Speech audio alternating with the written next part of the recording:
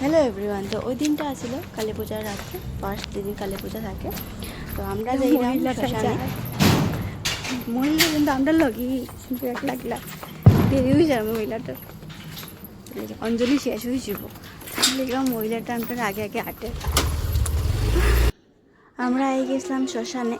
তো বাইরের থেকে দেখতেই খুব সুন্দর লাগে, ভিতরে তো কতটুকু সুন্দর লাগবে। তো চলো ভিতরে আমরা যাই আর তোমার লগে শেয়ার করি ভিতরটাও কীরকম লাগে দেখতে।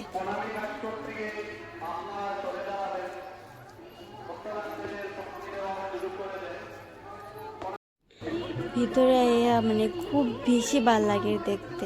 মার মন্দিরটা এমনভাবে সাজাইছে, মানে ঘরে যাইতে ইচ্ছা করে না, ইচ্ছা করে এখানেই থাকি যে আজকে রাত্রটা।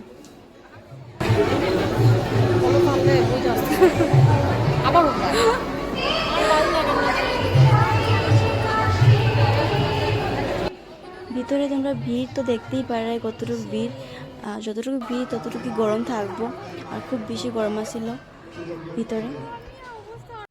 শ্মশানে আমার ফার্স্ট টাইম অঞ্জলি, আমি কোনোদিনও শ্মশানে অঞ্জলি নিছি না, এবার ফার্স্ট টাইম নিছি। তো মারে আমি এটাই কইমু যে সবরে সুস্থ রাখিও মা, সবরে ভালো রাখিও, যাতে বছর বছর সবই তোমার এখানে এই অঞ্জলি নিতে পারে, তোমার পূজা করতে পারে। মার অঞ্জলি হওয়ার আগে মার বলি যেখানে দেয় বলি স্টার্ট হয়ে গেছিলো। তো দেখো কতটুকু ভিড় আর কতটুকু মানে মার শক্তি। মানে আমি ফার্স্ট টাইম মার শ্মশানে এরকম বলি দেখছি, আমি আর কোনো দিনও এরকম শ্মশানে বলি দেখছি না। অ্যাকচুয়ালি আমি খুব ডরাই এগুলা জিনিস দেখতে, কিন্তু ওই দিন আমার একটুকুও ডর লাগছে না। ডর কী জিনিস আমি মানে বুঝতেই পারছি না।